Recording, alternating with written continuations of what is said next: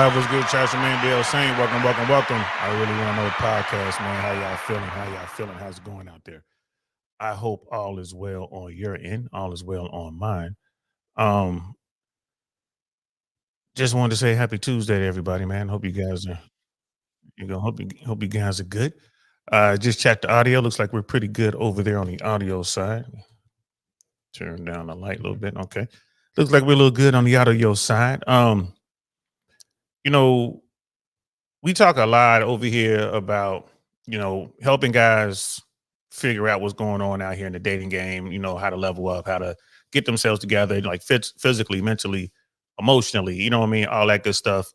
Um, but that's not all we're going to do. I mean, we're going to still have some good conversations. Again, I'm not going to talk a whole lot about politics. Probably not until the next cycle. Like what's going on right now is just too intense. There's a lot of people who quite frankly lost their minds. So, but if you have any questions, if you want my take on some things, of course, just ask me and I'm going to answer. But I'm not going to do any shows. You go back into the archives, you'll see a lot of shows about, what's going on politically. I'm gonna leave that alone for a little bit. We will be talking about family court and stuff like that because that affects, a lot of men negatively, unfortunately. And now, we've had some shows about that in the past. We'll do some more. But today we're going to keep it light, man. We're going to talk about some comedy. You guys know that Uncle Saint is a stand-up comedian. I'm a retired air traffic controller, but I am also a stand-up comedian. I've been in the business for well over 15 years. And, whenever I see stuff about comedy, especially stand-up, I like to throw my little 2 cents in and let people, get where I'm coming from. So Joe Rogan has a Netflix special out. It's a 1-hour special. It ain't bad. It's a good hour. And we're going to talk about it because there's a lot of people out there straight up hating on Rogan. And I have some reasons as to why that is. So let's get into it. And we are live. What's good, y'all? Welcome to the I Really Want to Know podcast, y'all.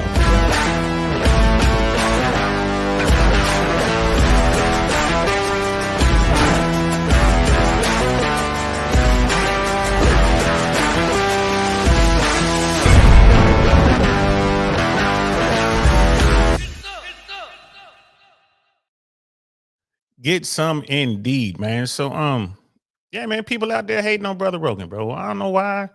I don't know why they hating on Joe Rogan.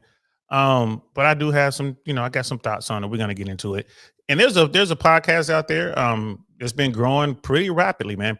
People tend to like what's on there. It's called Podcast Cringe.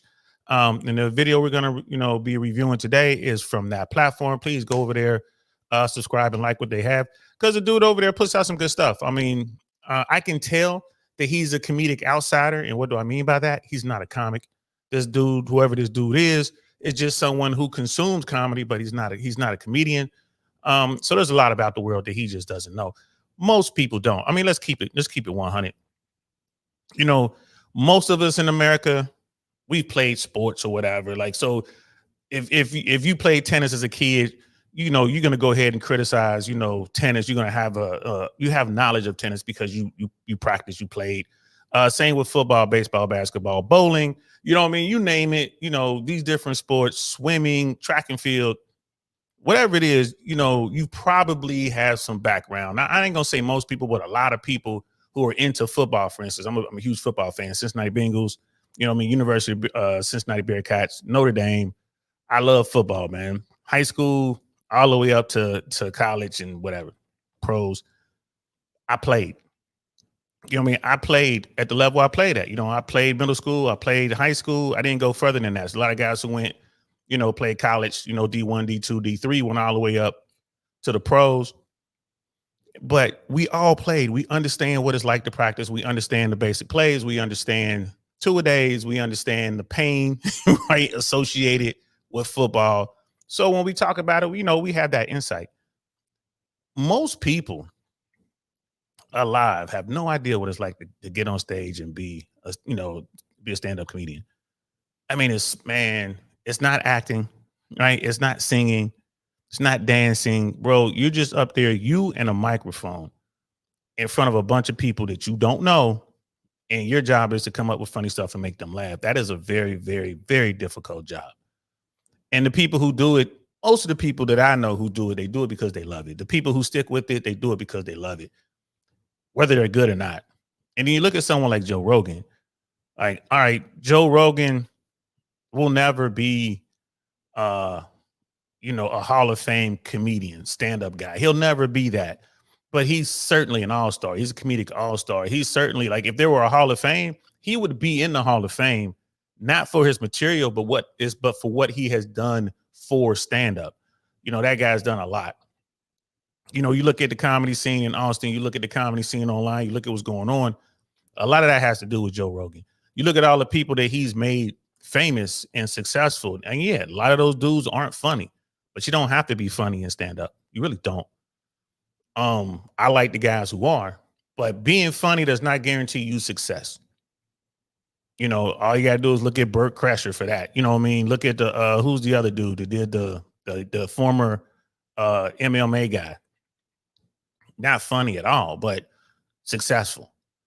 Right. And a lot of that stems from Joe Rogan. And Rogan is probably the most famous supporter of stand-up comedy, but there are a lot of club owners out there who really love the art form. Some of them mess up the art form because they just all about the money. You got all that. So, I mean, it is what it is. Brother Pitney's in the building. What's good, fam? Yes, please like the video. Please like the video. I mean, Brother Pitney's like, I heard Rogan is a bit of a gatekeeper in the industry. Is that true? No, I would not say Rogan's a gatekeeper. Rogan loves comedy. And if, there are gatekeepers out there, the club owners tend to operate as gatekeepers. The managers and stuff like that at the Improv, at the Laugh Factory, at Funny Bones, at whatever these clubs are around the country, those where your gatekeepers are. Rogan is out there trying to give comics a platform. He's trying to get comics, an opportunity to get that first taste of success, a little bit of money in their pocket. From what I understand what's going on in Austin, like, he's really spreading the wealth.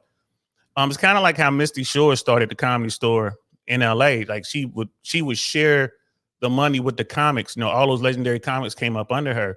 You got to understand, as a comedian, like, you ain't gonna make any money or even really have a routine for the first 5-10 years, maybe, of just getting into the business. It takes that long just to figure out what's going on. And someone like Rogan will give you a shot. He did it in LA. He would help out. Even when he was, doing his TV shows, even before Fear Factor and all that, Rogan, he was with the cool kids. He knew all the actors. He had pull. He would bring them to events, right? He would bring them to the Comedy Store. He would bring them to your bar room. Like, if you were doing a show somewhere, Rogan would show up. So I'm not going to say he is a gatekeeper. No, I'm pretty sure now he has this stage. He only has the one stage, to my knowledge. There's a lot of people who want to do it. So you got people from all over the world coming to Austin trying to get onto that stage, and a lot of them are getting on there, right? So you're gonna have to go through a process. You got to go through the open mic thing. You got to really put in work. You got to, figure out how to get in there, how to get on that stage. I don't know how they do it as far as their house comics. I don't know how they choose that. There was a process at all the other clubs I've ever been to. There's a process where you go through this process. You do the open mics, and then they ask you to host some open mics, and then they, invite you to be, one of their house regulars, where, you kind of open for acts that are coming in or whatever. You hosting it at their main room, and every spot has their own way. And if someone goes out to Austin thinking, I'm the best comic in Kalamazoo there's ever been, I'm gonna go out here to Texas and they're gonna make me a star. Nah, you probably ain't shit. This ain't really nothing to talk about in Kalamazoo. And you're gonna get out there and you're gonna, if you fail and leave, you're gonna leave and you're gonna say, well, Joe Rogan was gatekeeping. He wasn't gatekeeping. You just suck. Point blank, period. If you ain't good, you ain't good. You just sucked. So my take on that, no, I don't believe Joe Rogan is gatekeeping. Now, keep in mind, I haven't been in the scene heavy since I moved to Tampa. So things do change. But from the guys that I talk to, like my people who are still out there doing it, no one's mentioning that to me. Whenever people talk about Rogan, they're like, yeah, Rogan's a good guy. They might not like some material. They might like this. They might not like this or that. But when it comes to just, I've never heard anyone say that Rogan didn't care or doesn't care about stand up, and Rogan's out there trying to, rob people or whatever. There are club owners out there that won't, they'll try to sign you to management contracts because they see that you're good and they'll leech on to you when they can offer you absolutely nothing. Like they got this one stage which you just performed on during their open mic, you crushed, and they're like, well, we want to bring you back, so just sign to my management team, sign me on as your manager, and we'll bring you back here. It's like, I ain't doing that. Like, don't do that. But these comments who come from out of nowhere, they're like, oh my God, you just think that someone's into you and I'm going to sign it. Like, don't do it. Don't do it. Don't sign that contract. And I'm not going to say dude's name, but comics know who I'm talking about. This one dude's out in LA, right? There's tons of places like that. Like, they'll just try to leech on when they see that you have some talent. And then that will hold you back when the real people come. Like, if a studio comes, or if like a real manager comes, or if a real agency comes, now you're tied into this dude. So you basically got to pay this dude off to go away just so you can, further your career. Joe Rogan is definitely not that guy, right? That's not Rogan. So, but most people have no idea what it's like to be a comic. I'm here to tell you, bro, very, very tough gig. It's not for the faint of heart. You got to have tough skin, and there are no shortcuts. Like, it takes time. Like, you look at what's going on with these rappers. You look at Sexy Red, or what's the other one? The Puerto Rican looking girl with the afro, right?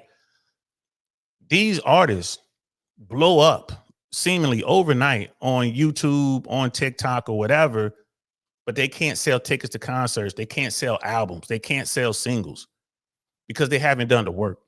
And it's the same thing in the comedy business, man. It takes time to get there.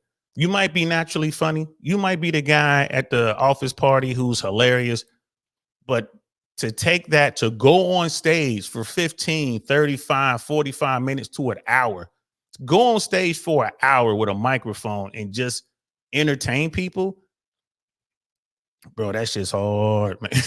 That shit's hard, man. So let's check out this podcast cringe thing. Let's listen to what this dude has to say about Joe Rogan. The title of this episode: When a Poser Meets a Comedy Legend. So Joe Rogan was sitting across the table from a legend. Happy Gilmore, now like sitting across the table from Adam Sandler, right? And Adam Sandler is a legend. Would I call him a comedy legend?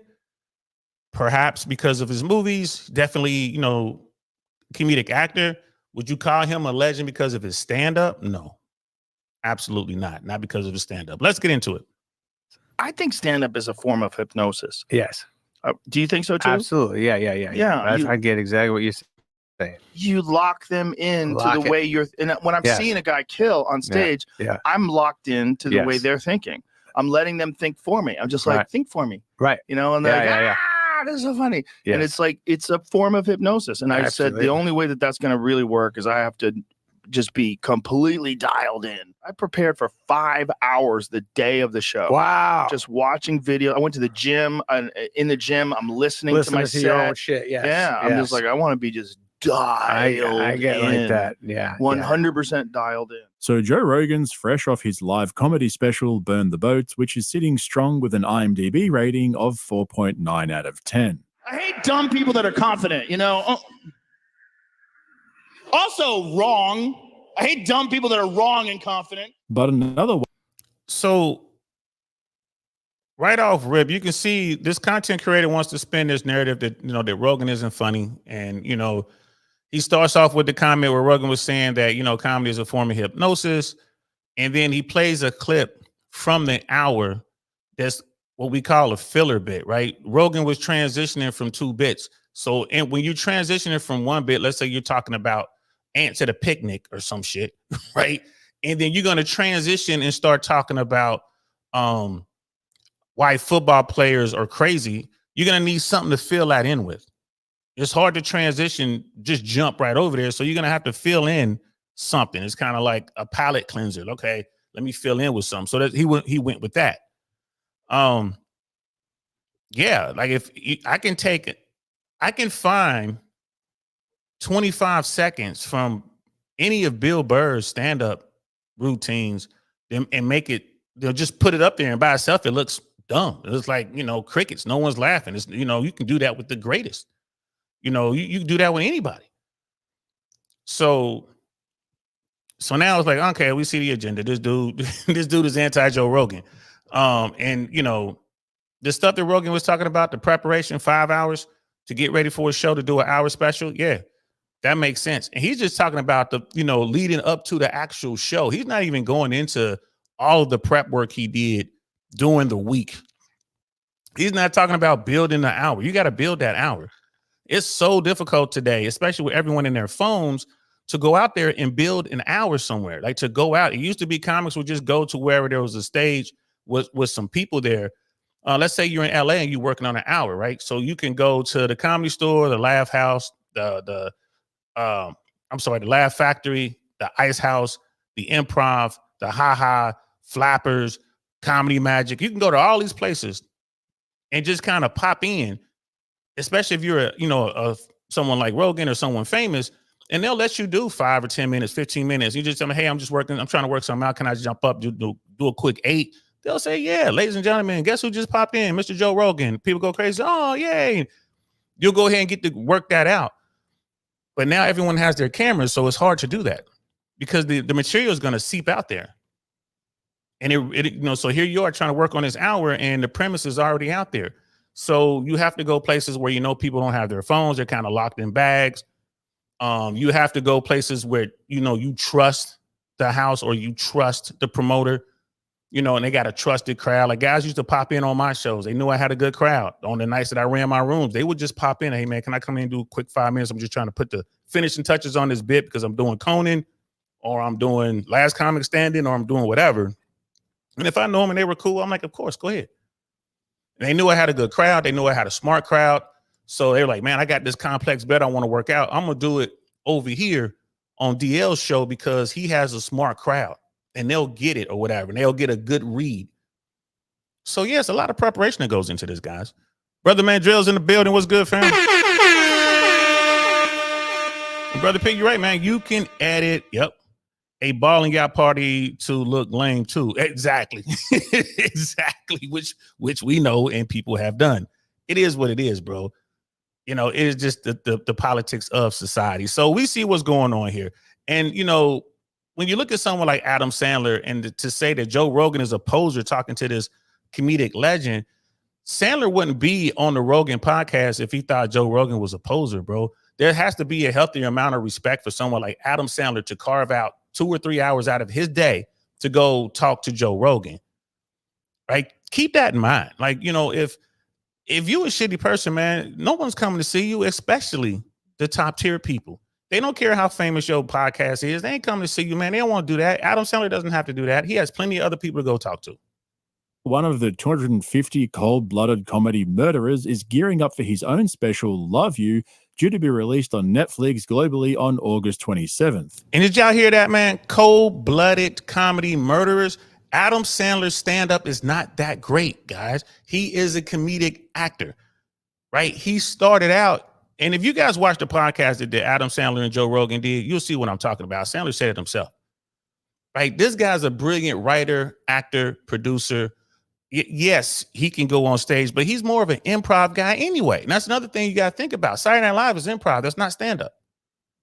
And I'm not hating on Adam Sandler. If Adam Sandler was sitting here listening to this, he would agree. He was like, yeah, stand-up is different. It's a reason he came away from stand-up for so long. Stand-up is a different beast.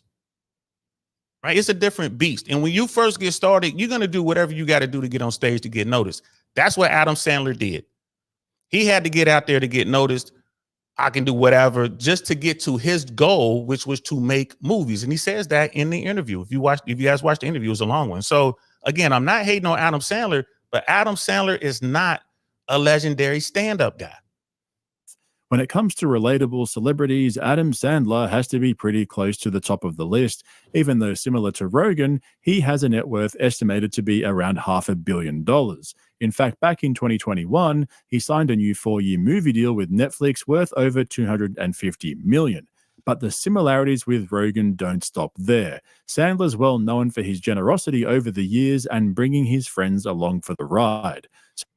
Like, go back in that photo right there. Look at that photo right there. There's only one stand-up legend in this photo, and that's Chris Rock. The rest of them they've done stand-up, but they're not stand-up guys. They're not stand-up guys.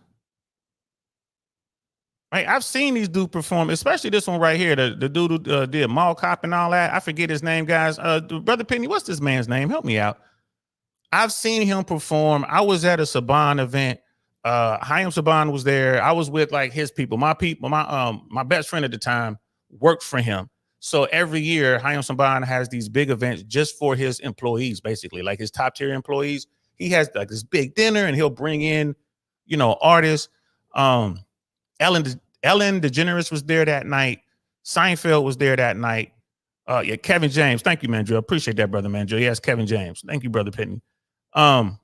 Kevin James was there. Robin Williams popped in. It was all stand-up legends. And I'm sitting there wondering, why is Kevin James here? And this is when he was at his peak. He was doing all the movies and stuff like that. Man, he bombed. He couldn't do it. He was outgunned and he knew it. Ellen was reading off a prompter. She had a teleprompter there. She bombed her. She just did a monologue. And remember, this is before her downfall. So she was still Ellen, right? The rest of them crushed. Right? They crushed. Robin Williams was on one that night. It was amazing. I was shocked that I was there. That's the thing about Hollywood. You never know where you may wind up in Hollywood. I'm sitting there watching the best comics who ever do it at the time. And they were up there just killing. Now I was talking about Kevin James. Like David Spade used to do stand-up, I believe, but but I just knew him as an actor. I knew David Spade as an actor. But the thing is, the only real stand-up person, the person who really made their bones as a stand-up comedian in this picture right here is Chris Rock. For his generosity over the years and bringing his friends along for the ride. So when he appeared on the latest episode of JRE for the first time ever, it was like two heavyweight comedians coming together who had both taken very different paths. Not only are they both approaching 60 years old, they're also only a month apart in age. And so, as you can imagine, the conversation was dominated by comedy talk, which for me wasn't such a bad thing. It wasn't like another one of Rogan's disciples going on the podcast to kiss the ring and take their holy sacrament. Adam Sandler's a comedy legend with decades of stories under his belt, so it was looking like it was going to be similar to a Dave Chappelle, Bill Burr, or Louis C.K. episode. Except it wasn't. And I think the reason why is because, like I said at the beginning, Rogan is fresh off his own comedy special, so what started out as an interesting conversation turned into a post-special debriefing session with Adam Sandler. And even though the podcast went for 2 hours and 17 minutes, they didn't get into the details and talk about Sandler's own comedy specials until the 2 hour and 15-minute mark, literally 2 minutes before Rogan wrapped it up. To me, bro, Joe Rogan brings people onto his podcast to have these conversations, and they don't map these conversations out, bro. They're just talking. The conversation goes where it wants to go. Adam Sandler was talking about what Adam Sandler wanted to talk about. I watched this podcast. It's very long. I watched it. I was kind of had it on in the background. I was listening. So Joe Rogan is to stand up what Adam Sandler is to movies. That's how I see it. Like Sandler was like, I'm in this because I want to be a writer. I want to, I want to act. I want to produce. I want to do that. Rogan's like, I love stand up and fighting. So he loves martial arts and stand up. And they were just sharing their, their views on their path. Adam Sandler was talking about faking it till you make it, bombing everywhere, not being good. But he was always like, I'm going to do this. This is what I wanted to do. I've known this since I was young. There's no way I'm going to fail. I'm all in. If you guys haven't seen it, you should check it out. You know what I mean? Brother Ian, what's good, fam? Good to see you. Good to see you, man. So it's one of those things, the conversation was a cool conversation between these two, entertainment juggernauts. And that's what they are. And you can see they have a shared respect and love for stand-up comedy. Even though Sandler was more of an improv guy. It seemed like Sandler just wanted to use the bathroom and keep going. Hey, yeah, I'm sorry to interrupt. Can I pee for one? Yeah, we can wrap this up.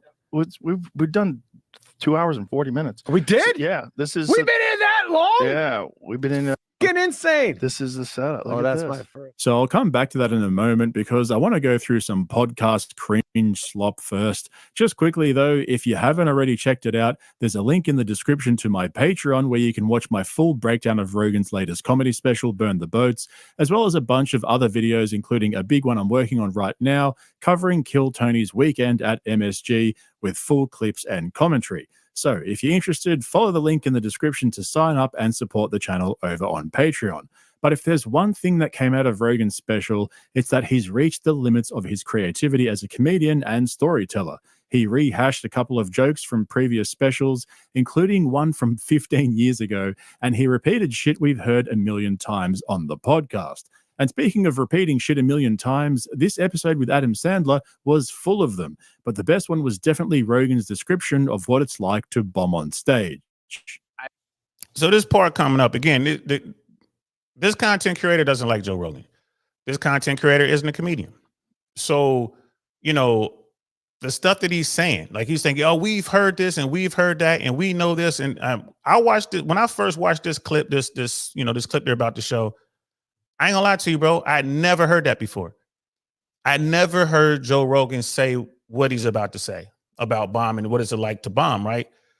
And I'm just kind of like, okay. So to dude's point, he was like, we've heard this a million times.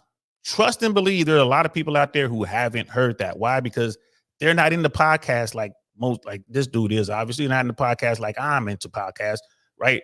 Most people aren't going to sit there and watch the long form. They're not going to do it.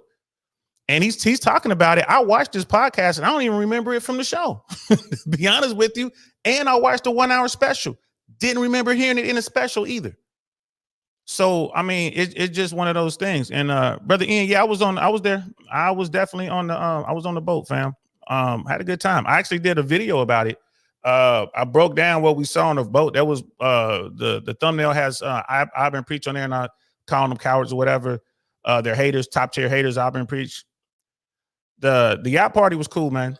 The yacht party was cool. The after party at Vendome was nice. We did that. We went from the ship to South Beach. The ship was in Fort Lauderdale. We went from Fort Lauderdale to South Beach to go to Vendome, and after Vendome, we went to the after parties, like the late night joints. So it was good times, bro. It was good times. Let's continue.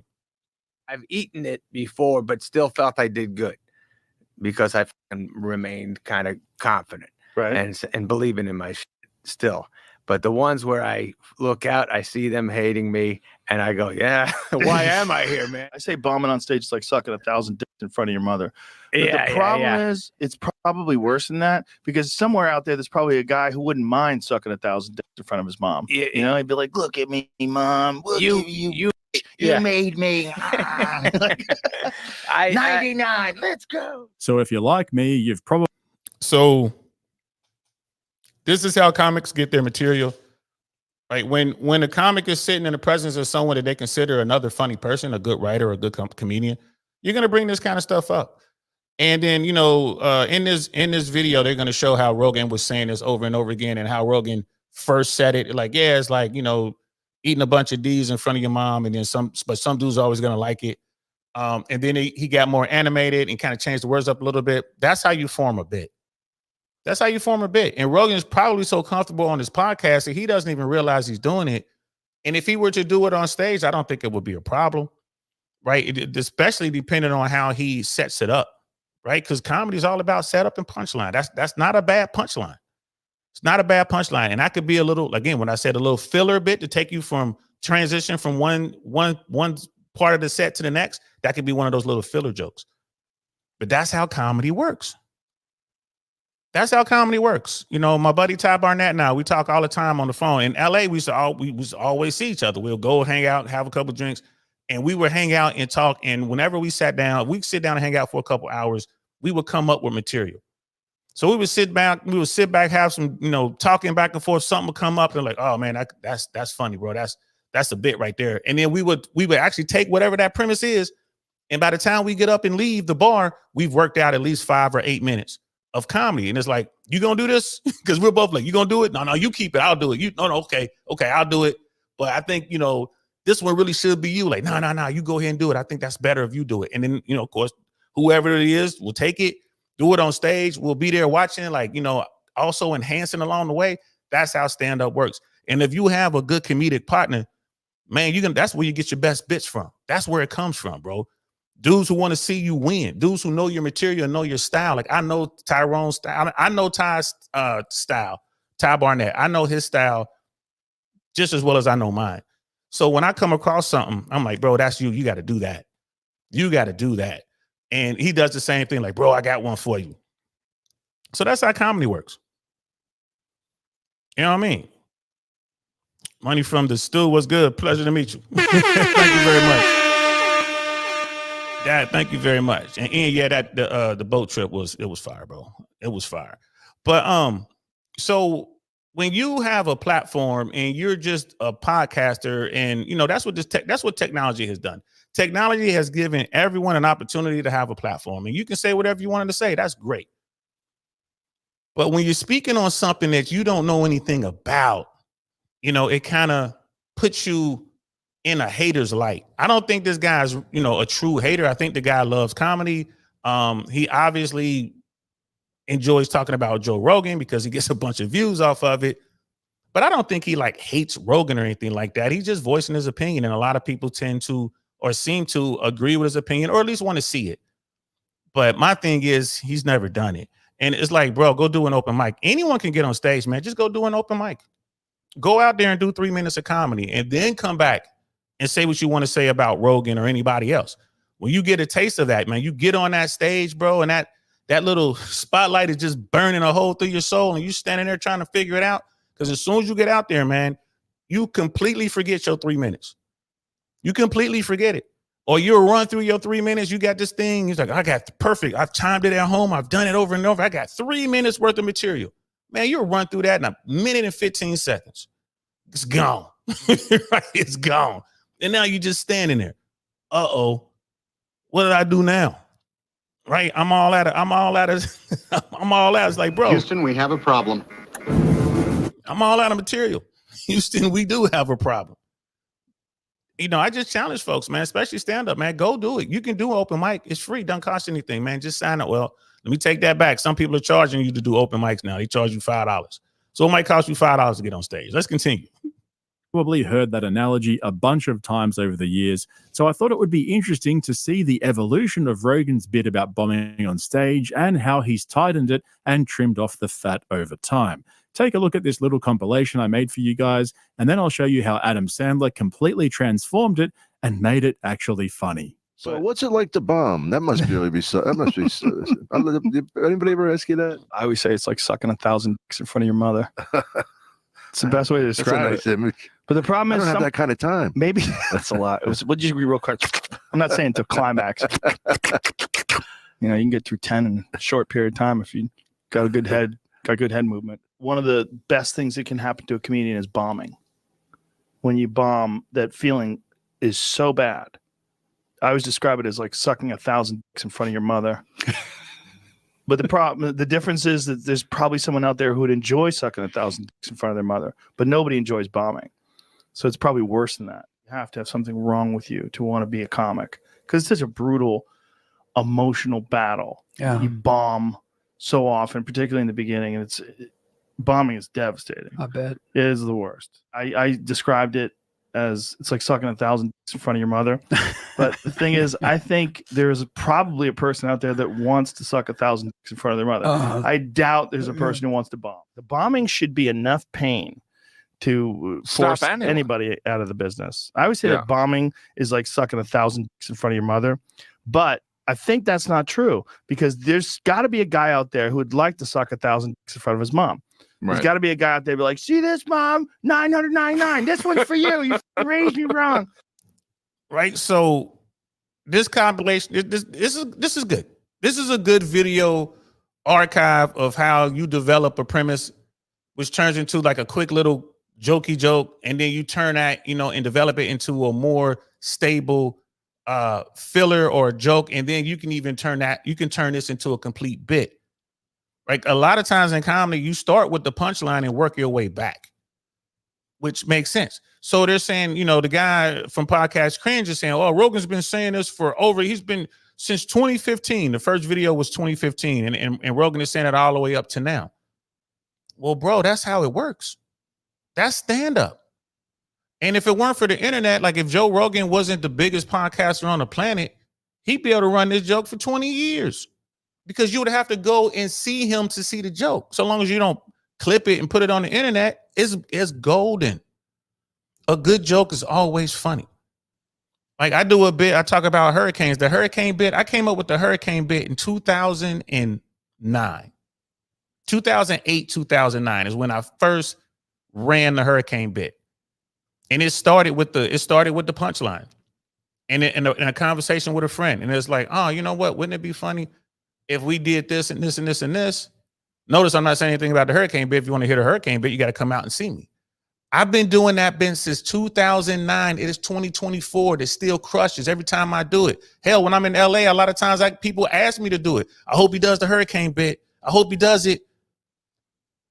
This is how stand-up works. This is why this guy from Podcast Cringe, it's like, hey, man, you got to go out there and see it. I see Nut. Nutted, gobbled, and Nussy. Hey, man, it's a crazy name right there. He was like, that shit was not funny. Bro, was that hour was a good hour. That was a good hour. Only thing I would have changed in that hour, I would have moved some jokes he did early on, I would have closed with. So the bit he closed with about his grandfather, I'd have said that early on. And when he was talking about the alien probing thing, I would have done that last. That was a solid hour, bro. You know what I mean? It was a solid hour. It is what it is. Now, you don't have to like it. That's the beauty of stand-up. You don't have to like it. And yes, the place was just jam-packed full of fans from Joe Rogan's podcast. The people in there were just like there to see Rogan because they knew him from the podcast. People were screaming stuff out. You had the hecklers, and Rogan had to shut them down. Which he did it perfectly. Like, just like you work in the small clubs. When you're doing a big stage, you don't want to have to address the hecklers, right? Normally people don't pay $100 or whatever it is to come see you and start heckling you and shit like that. They normally don't do that. Some do. There are comics like, there are comics out there. Ian Bagg is one of them. He loves to just turn the lights up and just start fucking with people. That's his thing. So, those people are like, oh shit. Like they don't get a chance to mess with Ian. Ian's messing with them. And Andrew Schultz, he likes to do that. He'll turn the lights up. He'll walk around. He loves to do crowd work. Rogan wasn't trying to do crowd work. The crowd kept trying to jump in. And at one point, he let them have it like a pro. He handled it just like you would handle it in a small room. But I think that was a solid hour.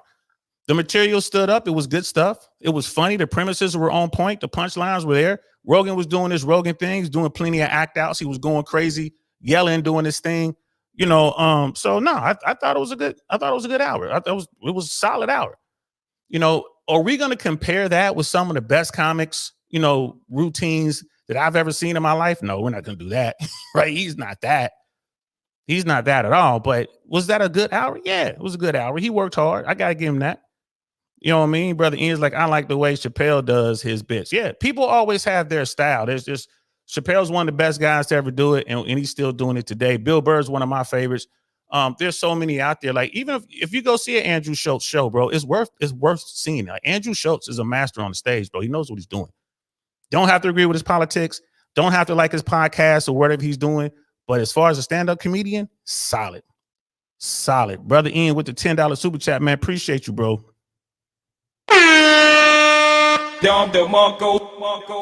Yeah, definitely gonna keep going. I appreciate you, man. Thank you so much, man. Brother Mandrill's like Matt Rife does a lot of crowd work too. Yeah, Matt Rife, that's his thing. He built his whole platform on crowd work.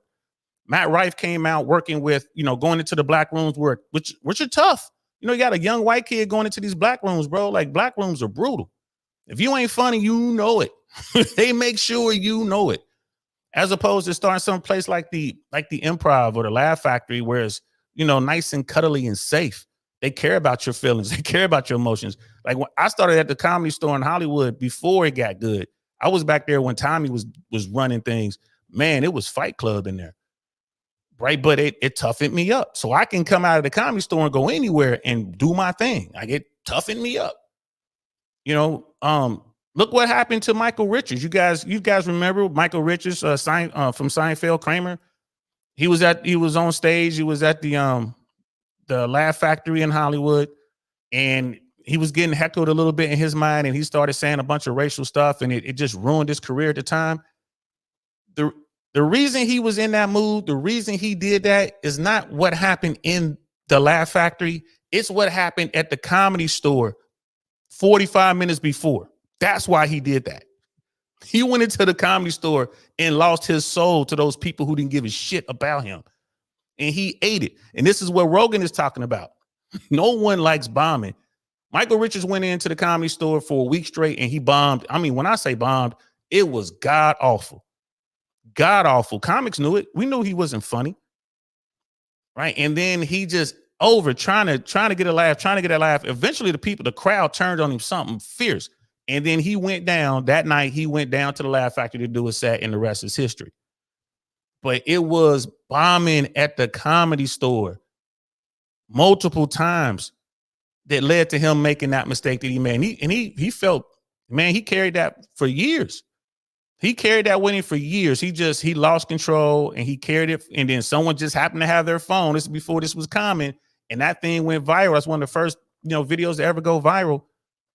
And it was Seinfeld who had him on Comedians in Cars Getting Coffee not too long ago, maybe 4 or 5 years ago, maybe less.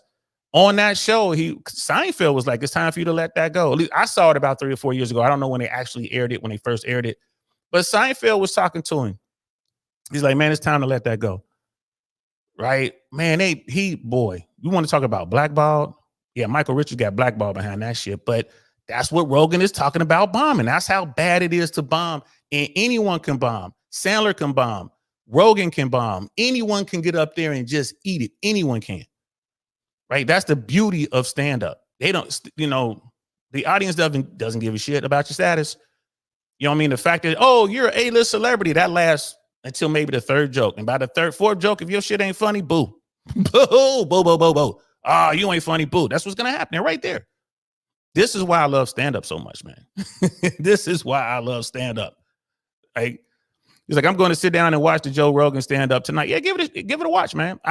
It's a solid hour, in my opinion, bro. It's nothing crazy about it. I mean, I really like the alien bit. I thought that was funny. I love the when he got into the certain words you can't say, and when he kind of built that up and he finally dropped a punch on that, I thought that was funny. It is what it is. Yeah, Brother Mandrill, us old heads remember that Michael Richards thing. But let's continue with the video. But Yeah. no one wants a bomb. I always say that bombing is like sucking 1,000 dicks in front of your mother. Yeah. But the problem is there's a guy out there that would like sucking 1,000 dicks in front of his mom. So It's don't like, do it. this is what I do, mom. Mommy. You don't love me. Number Look at your- 99, Look at mommy. your baby Yeah. just sucking them down. It's like bombing in comedy, like a depression. Bombing is I always say it's like sucking 1,000 dicks in front of your mother. But I think About there's the someone... I can't risk it. What the fuck are you talking about? There's someone out there that probably likes sucking 1,000 dicks in front of his mom. Like, I'm doing this because of you, mom. 99. 100. No one likes. And that's a funny premise. And you get to see a comedian trying to work it out, and he's bouncing it off of other people. That's how bits are made. You can think of the most famous stand-up comedian. Like, think of Bebe Kids. Who was that? That was goddamn, what was his name? Robin. Was it Robin Harris? What was that brother's name? They did Bebe Kids. He died just as soon as his career was starting to take off, and he died. He was in a Kid and Play movie. But he has a bit called Bebe Kids. How long you think it took him to come up with Bebe Kids? I guarantee you it took him months to come up with that. You know what I mean? To come up with those hooks. We don't die, we multiply, we Bebe Kids. Like, it takes time to come up with that. Robin Harris was his name. Robin Harris. Takes time to come up with that. Right? I mean, it is. And Mandrill, when you watch it, bro, like Rogan was talking about his experience moving from California to Texas. He was talking about the things that he saw. He's talking about gas stations and stuff like that, how they do things in Texas. Good stuff, man. Good stuff. The more I think about it, the first 8 to 12 minutes, I would have closed with. I would have opened with the last 15 minutes. I would have opened with that, and I would have closed with the first 50.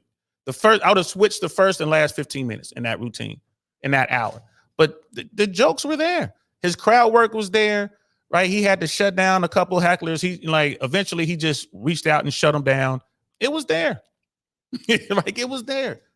Nothing to write home about. It wasn't groundbreaking, no brand new premises, nothing. It's like comedy is everything. It's just churned up stuff, and it's your take on something. I thought he did a good job. Now you don't have to love it, it's fine. But I thought he did a good job.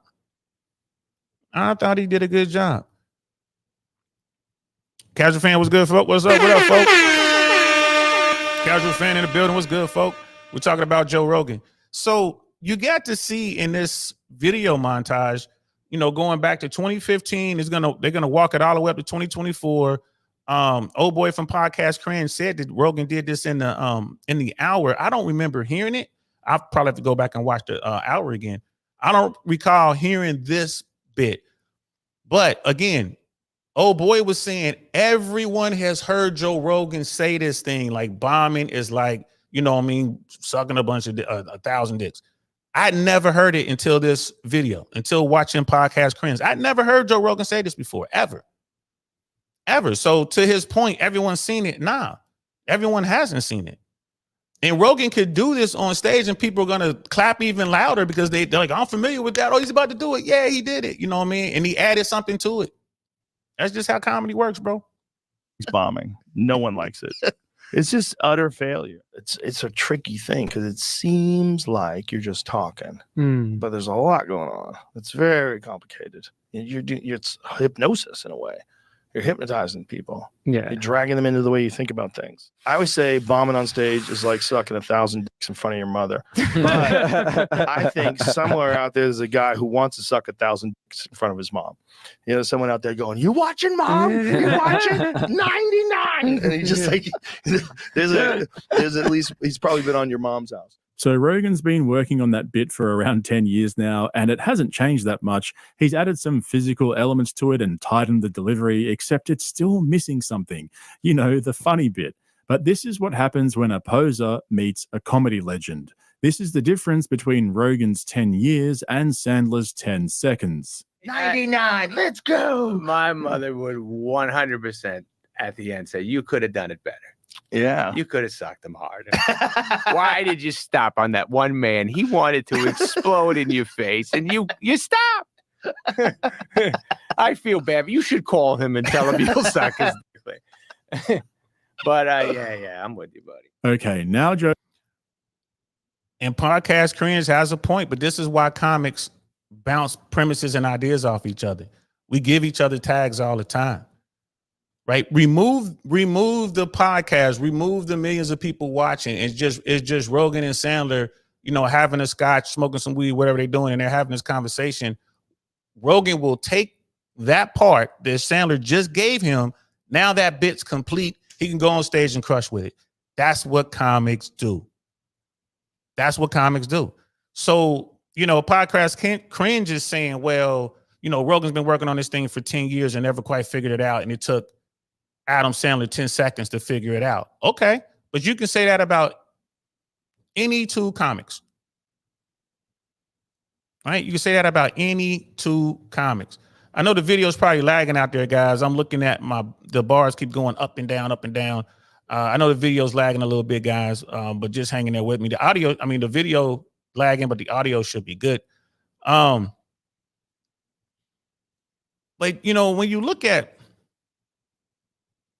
the perceived hate, it's coming from a guy who's never sat around and saw that. Just like Adam Sandler was able to give put the finishing touches on a pretty cool premise.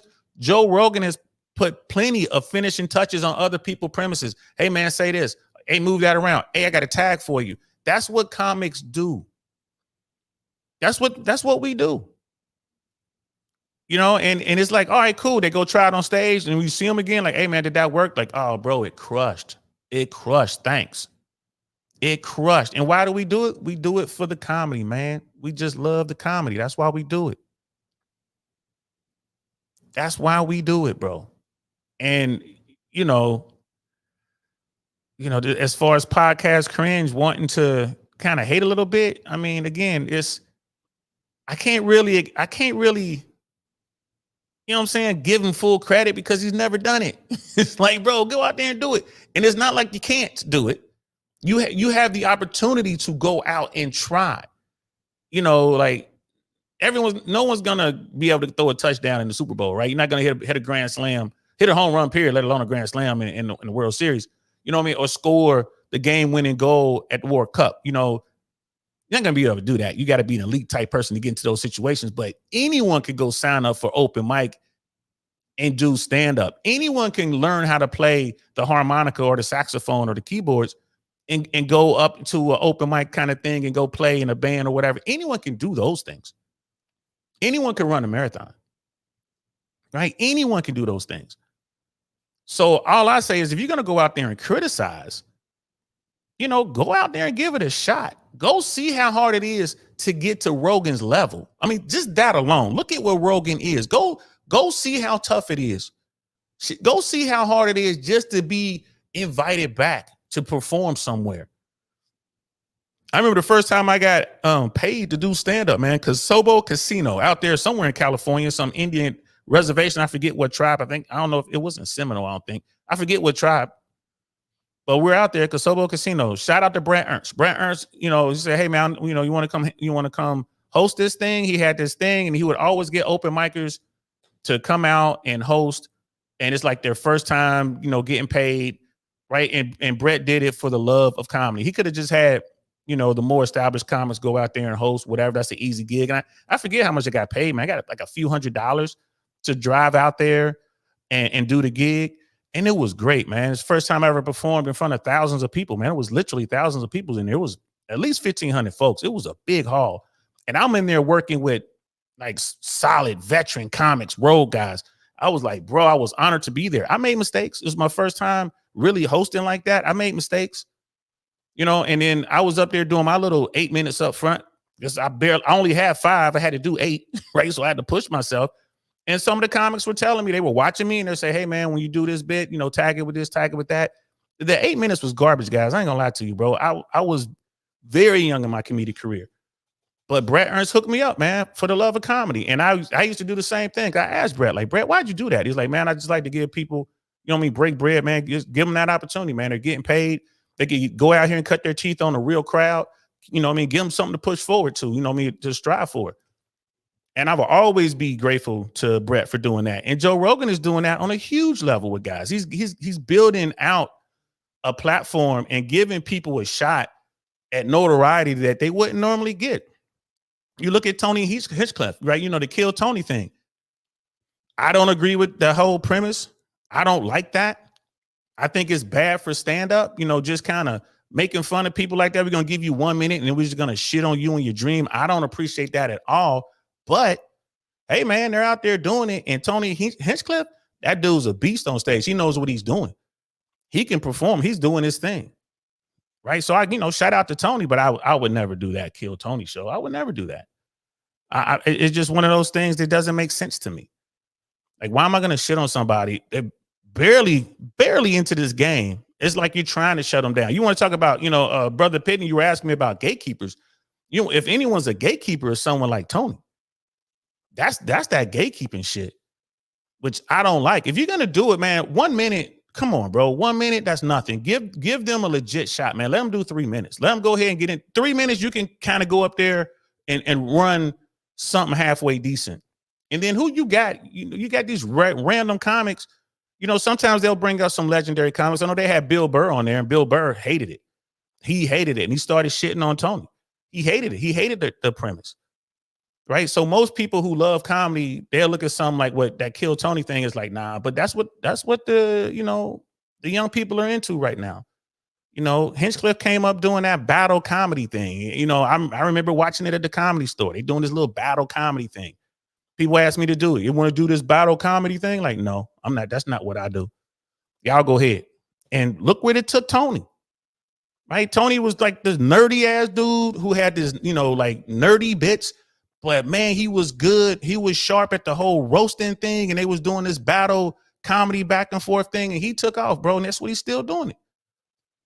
In a sense, that's what this Kill Tony thing is. So, shout out to him. Good for him. But that's not my lane. I don't believe that's good for comedy. But hey, I don't want to get in front of anyone and stop anyone from making their bread. But Tony Hinchcliffe wouldn't be there were it not for Joe Rogan, right? Joe is letting him eat, just like Brett Ernst let me eat. It's the same thing. Joe can stop saying that fucking line. Adam Sandler made it funny and now it's over. Let it go. But that's the thing with Joe. It actually makes me cringe watching him pretend to be an elite comedian and associate himself with some of the biggest names in the world. Stand-up's the best. It's a crazy thing, and then no one can teach you how to do it either. You have to figure it out yourself because your way of doing it is different than my way of doing it. My way is different than Kevin's way. Yeah. Kevin's way is different than Seinfeld's way. Everybody's got a different way of doing it. Absolutely. And nobody can teach you how to do it. You can learn some things from watching other people. You can learn some things from And even just on Kill Tony over the weekend at MSG, he was on the panel for the Friday show and made an appearance at the very end of the Saturday show for a gag with Shane Gillis as Trump after last week's controversy. But when he's on the panel sitting next to guys like Gillis and Hinchcliffe, he looks out of his depth. While the other guys are dropping one-liners and roasting the open micers, he's sitting there giving them advice on how to tighten their sets and improve their game. And everyone's just sitting there playing along. Maybe I just don't have the brain to understand comedy like these guys do. I mean, and that's the thing with Kill Tony. Like, they want to kind of shit on these dudes and make fun of people trying to come up. Like you just said, you said that Joe Rogan came there and was trying to give people advice because he cares about stand-up. Bill Burr did the same thing when he was on there. And I don't think he went back. Bill Burr said, like, I don't like this, man. He was trying to help these people out. Like, do this, do that. That's the world I came up in. Brother Pablo Chicano's like, have I ever done any comedy shows with well-known comedians? Yeah. I mean, like, if you ask me if I ever done shows with A-listers, no. But like I've had Wanda Sykes come in and want to do our shows. I've had the Wayne and Boys come in and want to do shows. So I've had Damon Wayans Jr.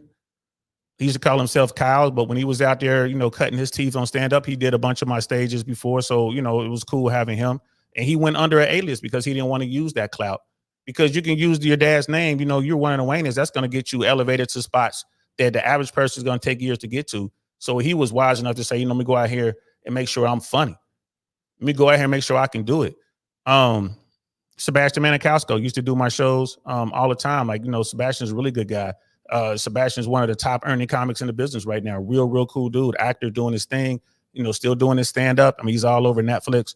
So yeah, it depends on, we got to qualify celebrity. Like, what are we talking? A-list, B-list? You know what I mean? I've shared stages with some big names, but were they A-listers? Like, have I shared the stage with Robin Williams? No, haven't done that. End Time Support Group, what's good, man? Welcome. I don't think I've ever seen you here before. Like, I do stand up and Rogan still sucks, and everyone knows that the only reason he has a Netflix special is because of his podcast. If we're gonna take that route, fam, he has a Netflix special because of his agent and his manager, right? Like, let's keep it 100. Like this hour we're talking about, the burn the boats or whatever, right? Bro, compare that to Hannah Gatsby, right? Compare that to whatever. You got to understand that most comics today suck, bro. Most of them are just shitty. Why? Because they want this TikTok fame and they got one funny little quirky thing and they get thrown out there to the beast and they don't know how to handle it. They're not dedicated to the art, and you say you do stand-up, fam. Where? I wonder where. How long you been in the game? That's cool that you do stand-up.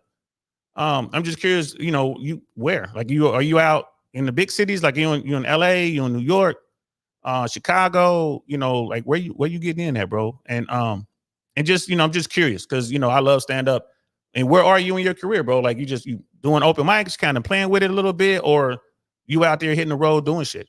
That's kind of cool. Speed Shifter in the building. What's good, fam?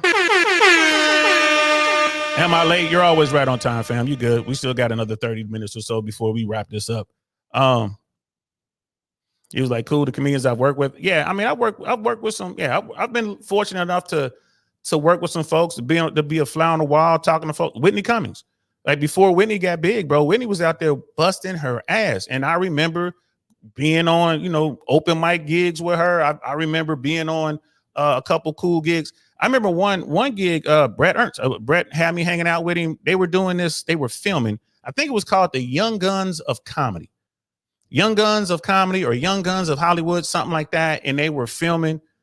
Brett was there. There's a couple other up and coming comics, all from the Comedy Store. I think someone had rented out a hall. It was a straight up production. They brought Whitney Cummings in to be like the roving reporter, and she was kind of going around doing behind the scenes interviews with all the guys who were performing that night and were part of that production. I thought that was cool that I was able to sit there. Like I'm just hanging out. I'm in the green room. I'm chilling, and I'm watching Whitney, do her thing. And then, fast forward, I don't know, 8 years or so, bam, maybe 10 years. I forget how long it was, but fast forward, next thing you know, she has 2 hit TVs on network television, 2 hit TV shows on network television. Like Whitney just keeps grinding. She's still working hard. She's still doing her thing. Right. And there's a lot of people that say Whitney isn't funny, but she'll make you laugh, bro. Like she goes there. She does her thing. She's not afraid to perform. She came out of the Comedy Store when the Comedy Store was fucking Fight Club. She ain't scared. Shout out to her. And then Brother Pablo, I've never worked with Chris Rock, but I've worked with Tony Rock, his brother. Tony is one of the funniest dudes in the business. So yeah, I think I would say Tony Rock is probably the biggest name that I was, connected to when I was doing my thing in Hollywood. And Tony's, still doing his thing to this day. Like Tony's a beast. And he was always trying to do my shows, but that's when he was doing his TV thing. And it was, we just never had enough time to get him there because he was like, on set or whatever. So we never had enough time to get him to any of our shows. But, we kept trying. And that's the thing about Hollywood, man. You make these connections and you just keep working them. Just letting them know like, hey, man, if you can make it, we got this, I mean, it is what it is. Richard Pryor is one of the best of all time, bro. And like you look at like even Richard Pryor, that when he did that Mudbone routine, right? I never saw this, of course. I'm too young. I'm not old enough. But talking to the guys who were at the Comedy Store back in the day when all the greats were coming up, they would say that Richard Pryor would come in on Monday with the premise, and by Friday, Saturday, it was a full-blown bit. And that like Mudbone was one of those things. And if you ever heard that bit, man, it was crazy. Like that whole character Mudbone is just amazing. And he was like, yeah, he'll come in and that whole thing would just happen like that. And within a week, he has it all worked out. The only person I ever seen do that is Sam Tripoli. Like Sam Tripoli would have a premise. Something would happen. He would see something or whatever, be joking about it. And again, like on Monday. And then by Friday, it's a full-blown bit. It would have you falling out your seat laughing. Like Sam Tripoli was one of the top dogs, man, back in the day when I was coming up.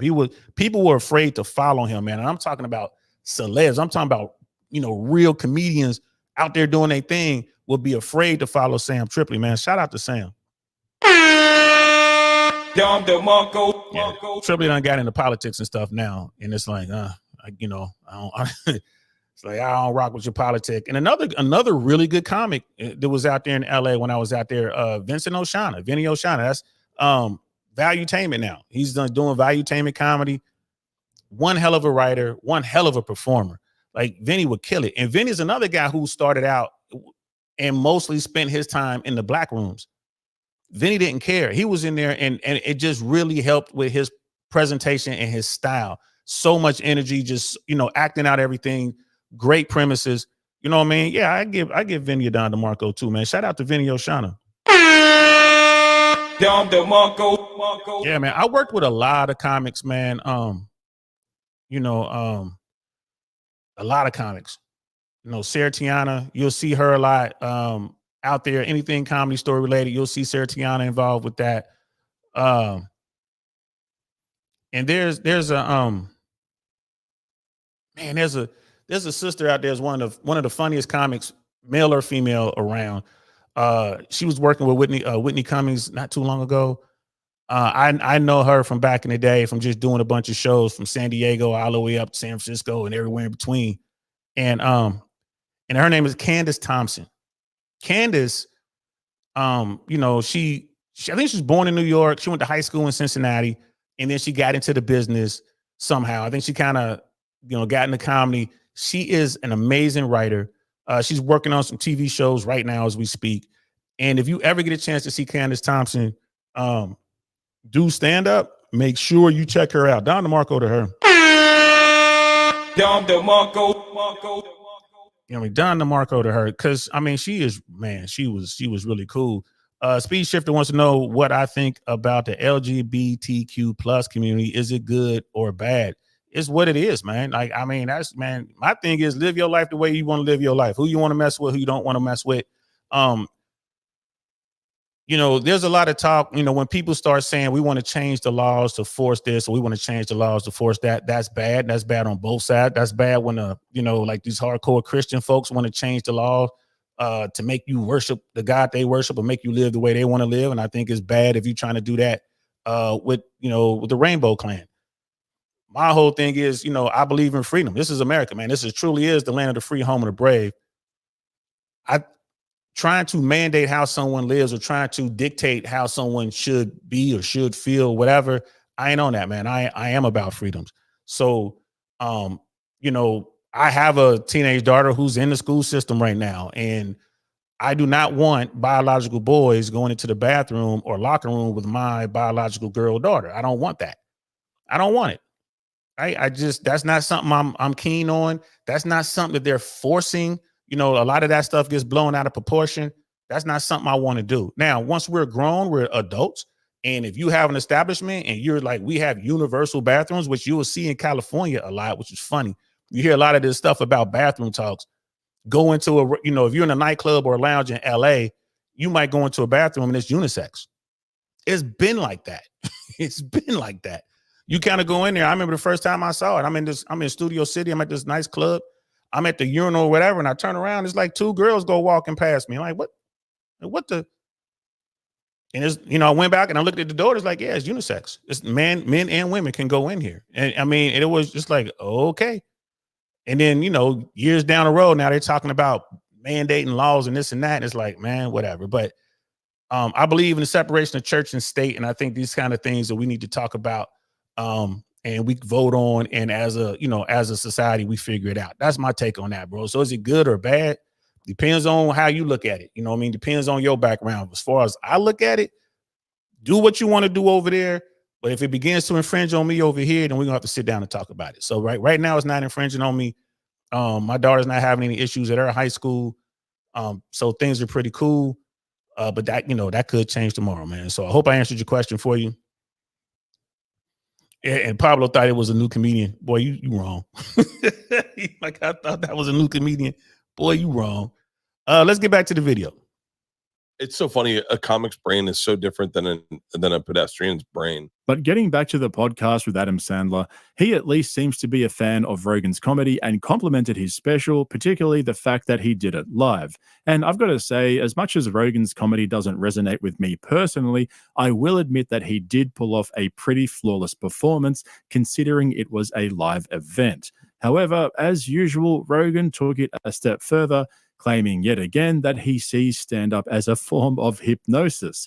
Like, seriously, I've never seen somebody endlessly analyze the intricacies of making people laugh as much as Rogan does. When I was young and I wasn't doing well, I was like, I started doing a guy who was drunk on stage. I started doing a guy who was very nervous. I don't know. I was going for that shit too. Just trying to find it. I didn't know what. I'm trying to be comfortable on stage, you know? Right. And that's what you had going on your live show. I was like, whoa, comfortable, and not terrified. You sat in moments, not easy to do. I was in the zone. When I'm at my best, I'm only thinking about the thing I'm talking about. Yeah. And then you lock the audience in. Yes. I think stand-up is a form of hypnosis. Yes. Do you think so too? Absolutely. Yeah. When I'm seeing a guy kill on stage, I'm locked into the way they're thinking. I'm letting them think for me. I'm just like, think for me. Right. You know, and they're like, this is so funny. Yes. And it's like, it's a form of hypnosis. And I Absolutely. said, the only way that that's going to really work is I have to just be completely dialed in. I cut a lot of stuff. You know? But it's been 6 years since my last special. Like I said, I was thinking about doing a special in August of 2020. Yeah. Then the country shut down, and then I didn't do stand-up for 8 months. And when I did do stand-up again, I remember I had to listen to old recordings. Yeah. Luckily, I record everything. I think Joe's mistaking hypnosis for yelling at people and forcing them to laugh. And I think, like I said, man, the podcast cringe guy is not a fan of Joe Rogan. And when I hear Rogan or anybody say something like that, you know, aside from Bert Kreschner, like that stuff he's talking about pedestrians and comics, that dude's on one. Like that guy he's just blown away that he is where he is. He knows where he is skill wise. He knows exactly where he rates with other comics. He knows it. He just figured out a way to monetize it. We'll talk about him in another show. But what Rogan is saying makes sense to me. So he said it's a form of hypnosis, right? You can be hypnotized if you're into a game. Right. If you're into a sporting event, like you watching, you know, like that final play in the bronze medal round of rugby for women in the Olympics, when America won bronze on the very last play of the game. And I don't know rugby, but they were all the way in their own end zone, so to speak. I don't know what it's called in rugby. But little shorty picks up the ball or whatever they call it. And I guess all they had to do was kind of tackle her or whatever. And man, she did a Henry stiff arm and shook a woman off of her, and she just took off to the races and ran all the way down and scored. And that won the bronze medal for Team USA. Never medaled before in female rugby. Maybe not in rugby at all. I don't know where America is with rugby. Bro, who wasn't hypnotized by that? If you're watching that the last 5 minutes play out, who wasn't hypnotized by that? You were completely in that moment. You were right there, right? That's what Rogan's talking about. That's my takeaway from it. That's what he's talking about. It's the same thing with a good movie, right? You watching a good movie, some movie that really has you enthralled, bro. You hypnotized, you in it. You got the lights off, you just in it. You don't care about nothing else. You are 100% zoned in on this story. And it's like that with stand-up. It's like that with stand-up. You have stand-up comedians who can really draw you into the story. They paint this very funny picture and you're right there. So yeah, and you're not thinking about nothing else. You're not worried about the valet, and you're not worried about how much you just spent on popcorn. You're not worried about if their date's gonna let you smash or not. You ain't thinking about nothing but that bit. You're locked in to this 2 or 3 minute bit. And then you get your release, you get your laugh, and it's like, oh man, that's what he's talking about. That's stand-up, fam. So the podcast cringe guy is just trying to pick on Rogan. I mean, I guess because Rogan is a big target or whatever.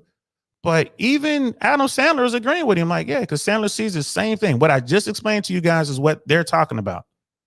He's right in a way, because the way he stares the crowd down and opens his eyes wide and yells the punchline, it would kind of feel awkward not to laugh if you're standing right in front of him. No, so he's definitely got that bit figured out. So this girl I used to work. That's not awkward. If you were a cartoonish clown of a stand-up artist and you're just yelling and jumping up and down and screaming and saying words is not funny, the crowd is just going to sit there folded arms looking at you like, oh, that's not funny. I watched a comic do this. This is a guy who's been doing comedy forever. I'm not going to say his name because I don't want to make him feel bad. But this guy was one of the hardest working comics I'd ever come across. I never asked him to do any of my rooms. I never did any of his rooms. Why? Because he wasn't funny, in my opinion. And it's like, bro, if I do his room, I got to let him do mine. I'm staying away from it.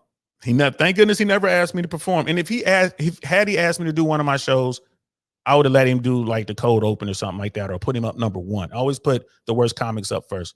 So I just put him up number one or something. But one night, this guy, again, hardworking comic, he's made a career in comedy in LA. Not an easy task. Really good promoter, better at promoting shows than actually performing in them. So he puts together this show. He has some very good comics there, some very solid comics. And I was there hanging out. One of my buddies was performing. He asked me to come through to support. So I was there hanging out, watching the show. Right. So he had 4 comics. Right. So it was him and 3 other comics. And he put himself up in the feature spot. No, take that back. He put himself up in the headliner spot. He went up last. The headliner always goes last. You always want your funniest comic to go last, right? It's the headliner. That's what people come to see. All the comics, the other 3 comics, any one of them could have closed out. They could have headlined. They were all way funnier than this dude, but he wanted to headline. Had a full place. We were at Flappers in Burbank. Had a full house on the main stage. Great turnout. He went up to thinking, did he headline? No, he featured. Correction. He did not go last. He went second to last. He featured. So he went up. And he's doing his thing. He did like 25 minutes. He's doing his thing. And now he's building up. Now he's ready for his big closer, right? He's running his big closer. And this might have been a 3-minute bit, full of act outs and stuff. He was like on a stool with his leg kicked up, and he's doing all this kind of crazy stuff. And he's running around. He's on stage, big eyes, getting loud, and all this other kind of stuff. All the shit that Joe Rogan does, like the big eyes and yelling and all that. The difference between this guy and Joe Rogan, this guy wasn't funny that night. I mean, he wasn't funny, period, in my opinion. He was, he did his thing, but he wasn't funny that night at all. He went through all this. He's working up a sweat, literally. He gets to his punchline, right? And it was a joke about sperm. And he gets to his punchline, because it was all the different sperms, and he was, it was a play on different cultures. He had like an Irish sperm, like a Japanese sperm, an African sperm, or whatever. So you guys can kind of figure out what he was trying to do. And he finished everything, and he's sitting there, and then the crowd was kind of like, it was a sympathy clap and laugh, and he was like, "Oh, come on, I'm working hard for you guys. You could do better than that." And then they were like, "Oh, yay, woo." But like I said in stand-up, immediately, whether you crushed it or you didn't. He didn't crush it. He didn't. He bombed. It wasn't horrible bomb, but it was a bomb nonetheless. And he knew it. Right? But to say that Joe Rogan is screaming and getting big-eyed and doing all this stuff, you have to laugh? Kind of bull. I ain't got to laugh at shit if I don't want to. And if it's not funny, they're not going to laugh. But those people were laughing. And I was laughing at some of his stuff. And it wasn't because he was all bug-eyed and yelling. That's Rogan's style. That's Rogan's style. I remember the first time Rogan did that bit about Jenner, when he transitioned from being Bruce Jenner to, what was it, Caitlyn, whatever Jenner, when he transitioned over. When all that happened, when that first happened, Rogan at the Comedy Store was doing a bit about it. And you can see that bit. It's on one of Rogan's specials. It's on one of his Netflix. Not this one, not the one before this one, but I think the one before that, but in the Comedy Store, we're on in the OR room in the Comedy Store. Rogan ran that bit, man. I was sitting there. I just happened to be in there that night. Man, that was the funniest thing. And I don't know if he was just putting that thing together. It came off as if he was just putting it together. Like it was a premise he had been playing around with, and he was doing this thing. Though he was like, because he was calling them the Kardashian women, he was calling them like demons or something, bro. And he had them talking. He was, because he was talking about all the men that they destroyed. It was hilarious sitting there watching it. You're in this small room sitting there watching this bit, and Rogan was just up there with this Bruce. That was like part of it. That's how they're talking. Bruce, like cut off your dick or whatever he was saying, bro. Now I saw that bit later on like Netflix years and years later. It didn't hit as hard as it hit that night. That night, it was one of the funniest things I'd ever seen. He's climbing on top of the stool, like, on the stage, like he's painting this picture. Bro, I was hypnotized for about 2 minutes listening to this. It blew me away, bro. It blew me away. It was a funny bit. Rogan can do that. Rogan does that all the time, right? He is a solid comedian. Does that mean that he is one of the legends? No, but he's solid. And this podcast cringe guy, I doubt if he even goes into comedy rooms and can be a part of a moment like that with whatever comic. It could be some comic who's just coming up. The first time a comic crushes the room, man, I can remember watching John Caparillo do the pine cone bit and people crying, like tears coming out of people's eyes. They can't sit up straight. They falling down. To be a part of that, just sitting there like, man, this shit is amazing. just to listen to John Caparella. Hey, want a pine cone? I'll get you a pine cone. I mean, if you've never seen the pine cone bit, man, go find it. Work with, she was like a volleyball player, and she was really hilarious. And she was working at the front desk, and she was like, "Oh my God, I saw this guy." This is 1986. Is when Kinnison had his HBO special, and she told me about it. Her doing Kinnison's bit made me go to the video store to get a VHS of Kinnison's special. And that was like the first seed in my head where I was like, "Okay, this is comedy too." Because I didn't know that was comedy. I thought comedy was like something I really liked, but it was so different than me. Yeah. It was nothing that I would ever do. Right. It was just different. It was like, I didn't see myself that way, but I saw that guy. I'm like, that guy's a fucking animal. This is a different kind of comedy. And that was like the first seeds in my head that I had of doing comedy. Yeah, that's amazing. He changed comedy. He really did. Because there was no comedy like that before Kinnison came around. He was a different kind of comedy. And even someone like Sam Kinison, like Podcast Cringe is saying, "Oh, Rogan is screaming and I feel obligated to laugh." That's all Kinison did. Oh, that whole Kinison thing, the stuff that we start out real slow. And I was doing this and I just thought I would ask her for this. And all of a sudden, that type shit. Bro, Kinison changed the game. He ain't lying. Kinison brought so many people to comedy, and it made it okay to push the boundaries again as a comedian. Not just with your material, but with your delivery. Kinnison changed the game. And little known fact, if you ever go to the Comedy Store on Sunset in Hollywood, if you go back into the parking lot near the back door, like to the entrance, the back door, the entrance to the belly room, there's this big Comedy Store sign there. There's a big round Comedy Store sign right there in the parking lot. And there's a bullet hole in that sign. Sam Kinison put that bullet hole there. So just ask anyone who's working about that, the story about Sam Kinison in the bullet hole, they'll tell you. It's like all of a sudden comedy was like, you could yell. You know? Yeah. Wow. Oh my God, that was the biggest force. When he would talk quiet, and then all of a sudden blast the shit out. Oh my God. And he was a legend at the store. So it's no secret that Joe got inspiration from Sam Kinison. I actually compared their stand-up styles in my review video of Rogan's special, and even though he's so obviously trying to mimic Kinnison's style, the missing piece for me is the actual joke itself, separate from the delivery. Like I've been saying, Joe's a very good performer. He's great with a mic in his hand, but in my opinion, it's his writing that lets him down. So what we end up with is basically Joe just screaming into a mic with average material. And I know people have been saying Burn the Boats is just as bad, if not worse, than Brendan Schaub's Gringo Papi. No way. But I think that's not true. For me, Rogan's just an average comedian with a disproportionate amount of reach relative to his talent, which I think is similar to Dane Cook in the early 2000s. But finally, at the very end of the podcast, after listening to Joe talking about his own comedy journey for 2 hours, his 3 development deals, all of the murderers he's been on the road with, and even a Jimi Hendrix impression, Adam Sandler managed to finally get a word in about his own special, which, don't forget, was the whole reason he went on JRE in the first place. Nah, bro, he went on JRE to have a conversation with Joe Rogan, man. Like, Podcast Cringe doesn't like Joe Rogan, but he's making the same points that I was making, bro. At the end of the day, Rogan is a better than average comic. Is Rogan going to be one of the legends? No. Rogan has done so much for comedy that his his efforts to put comedians on the map, his efforts to expand stand-up, that alone, like what he has done for the art, what he has done for those people who are in it and are really good at it. I mean, that alone should get him into a comedic Hall of Fame, a stand-up Hall of Fame, if there were such a thing, right? Joe Rogan has done a lot. He wouldn't get the gold coat because of his jokes, but he would get in there for what he has done.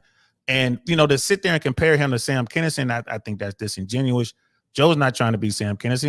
He's just telling his jokes his way. He's adding that extra spice, inspired by Kinison, right? There are guys out there who deadpan, inspired by comedians who deadpan. There are guys out there who just do storytell, inspired by people who storytell. So, I mean, it is what it is, bro. And Adam Sandler was happy to have that conversation, bro. Like, Adam Sandler didn't want to leave, to be honest with you. And we don't know what they agreed to. Sandler might have told him, hey, man, no matter what, let me get out of here at X amount of time. And Rogan is watching the clock like, all right, cool. I'm going to make sure you do that. Right? Or it could have been the other way around. Rogan might have had to leave. So Yeah, and like, Adam Sandler's hour, I'm gonna check it out, but you know, I'm just gonna be curious. I'm gonna be curious and curious to see how this plays out. Um, Sandler's gonna do his thing, but I'm curious to see because he's been away from stand up for so long. I'm really curious to hear this bit.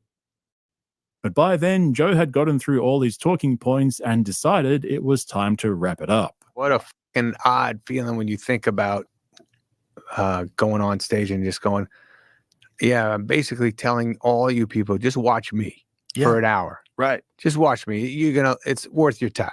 I know you drove, you got babysitters. Yeah. Here we go. Yeah, you bought tickets in advance, you planned your day out. What a psycho of a human being to just go, let me fucking come look at this. Yeah, You'd man. be so prepared. My special, this one, I did probably 2.5 hours and had to cut it. Josh Safdie and we all had to pick the we thought was the right shit. But I did have so much.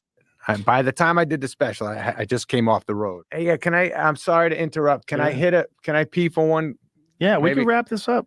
We've done 2 hours and 40 minutes. We did? Yeah. We've been in that long? Yeah, we've been in Getting insane. This is the setup. Look that's at this. my first. So Josh Safdie, he directed it. He wanted it to feel like you're getting to hang out with me. And it's kind of like just goes on throughout the show that's wasn't supposed to happen. And that's that. It shows me before a show, during the show, and after the show. That was not a comedy club. It was just a little theater that they do. These people bought a theater. They put on little plays there, and then Josh liked it, and they made it kind of feel like a stand-up. That's awesome. And when is it out? What day? The 27th, August 27th. Yeah. Okay, it's a couple weeks from now. Yeah. All right, man. Congrats on yours. Congrats on everything, bud. Thanks. Congratulations to you too. My piss ended the whole thing. I appreciate it's all good. it. All right, right on, man. Yeah, it seemed like Sandler was having a good time and wanted to stay and chat. I don't think he does many long-form interviews, and like I was saying at the beginning, he seems like the kind of guy with a bunch of cool stories, but instead, Joe kept dragging the conversation back to the art of stand-up. I would have expected this episode to go well over 3 hours, but it seems like Joe's been keeping the episodes shorter these days for some reason. Maybe it's because he's got to get over to the mothership and hit the green room to hang out with his comedy brain buddies. I don't know. It ended up being pretty disappointing. Out of the last 7 episodes, this was the shortest one. I mean, the podcast with Terrence Howard and Eric Weinstein went for over 4 hours, but we only got just over 2 hours with Adam Sandler. Anyway, remember to check out the link in the description to my Patreon if you want to see my breakdown of Joe's latest comedy special, as well as my... So there it is. Podcast Cringe, guys. Go over there and check them out. Give them a like. Give them a subscribe. Yeah, he doesn't like Rogan that much. But again, this guy isn't part of the world. He has no idea what it means to be or what it's like to be a stand-up comedian. It's a very tough gig. It's a very tough gig. And I mean, bro, you were just getting pummeled up front. I mean, you're just getting beat down up front, bro. I'm talking just day after day after day. I mean, you might go months without getting your first laugh. And then you get a giggle. Not even a whole laugh, just you get one of those and you hear it. You sit in the room, you hear that, You're like, oh, okay. You know what I mean? Like, all right, that just bought me another 6 months. I'll take this punishment for another 6 months so I can turn that into a laugh. And then turn it into a long sustained laugh, and then hopefully turn that into some applause. I mean, it's hard, man, coming up with these bits.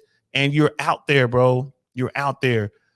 For people like Rogan, for people like Adam Sandler, their lives are so busy that they can't go out and experience the world. And that's where the comedy comes from. That's where the material comes from. Even someone like Sebastian Maniscalco, he's like, I'm gonna have to slow it down. He's like, I'm not gonna perform for a while. I think he's on tour now, but after he wraps up this tour, he's like, after this, I'm done. So I'm just gonna take some time off and go out and live, because that's where the material comes from. Let me go out here and experience some stuff. Let me see what's going on. Right? Let me watch. Because you don't have time to do that when you're locked into your material, you're locked into your bit.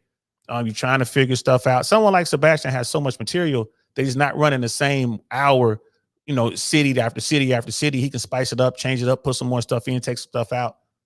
But as a young comic, you don't have that. You don't have that. You build up your first 15 minutes, right? It takes you years to do that. A solid 15, it takes you years to do that. And at the same time, you're figuring yourself out on stage. Like, how do I want to do this? Do I want to do act outs or no? Do I want to be the guy who just sits there? Like, I just climb up on the bar stool and, put the mic in front of me. Am I going to be like all the other comics, pick the mic, stand up and put it behind me and take the microphone off and start walking around? Who am I going to be? There's so much to do when you're creating yourself as a stand-up comedian. And you got to ask yourself, why am I doing it? There are a lot of guys out there in stand-up that are there because they're trying to get into acting, or they're trying to get into somebody's writing room as a writer. They're trying to do whatever. They're trying to get in with the cool kids. They don't really give a shit about stand-up. They're just using it as a vessel, as a means to an end, right? So those guys don't care about stand-up. We all know, say what you want about Joe Rogan, but he cares about the art of stand-up, and so does Sandler. Adam Sandler cares about it, and I bet he cares about movies more, and that's fine, right? So, for all you people hating on Joe Rogan, man, all I gotta say is go out there and try it yourself. And for those people out there who are comedians, and you want to hate on Rogan, I mean, all right, well, what are you doing? You feel me? Like, as a comedian, like, why am I gonna hate on a guy who loves comedy? Why am I gonna hate on a guy who could put me on? Why am I gonna hate on this dude? Well, he only got Netflix because of his visibility, because of his podcast. Duh. Right? What? And if Rogan didn't have the Joe Rogan podcast, let's say Rogan was just out there, maybe he did 4 or 5 more sitcoms, maybe a couple movies, then he will be getting a Netflix special because, he's an actor. Again, look at Hannah Gatsby, bro. God awful stand-up. I have yet, and it takes me weeks to get through her shit. It takes me weeks to get. I have to play a little. I could do like maybe 5 or 8 minutes, and I shut it down. Like, I can't listen to more of this shit. I have to come back to it.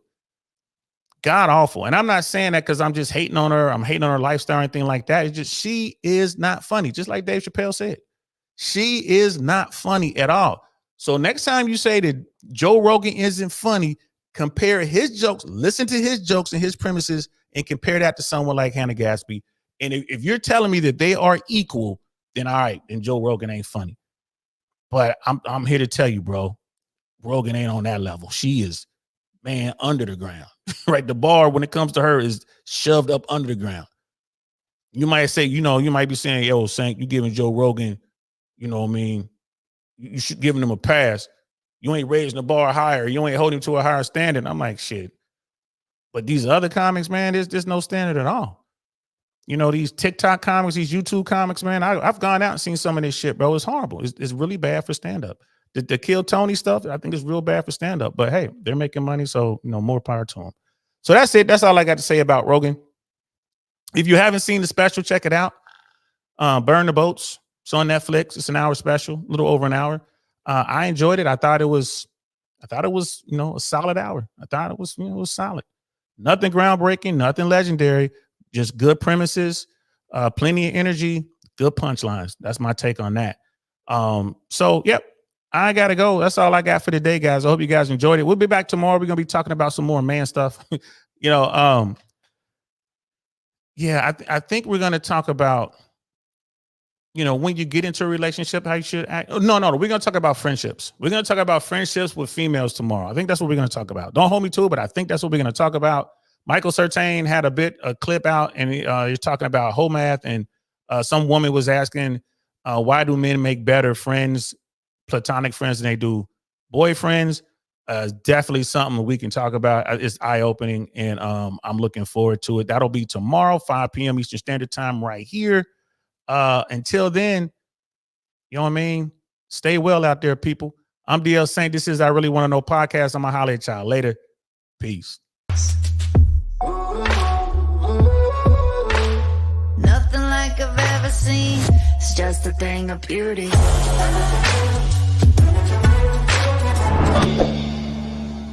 Darn, that's the end.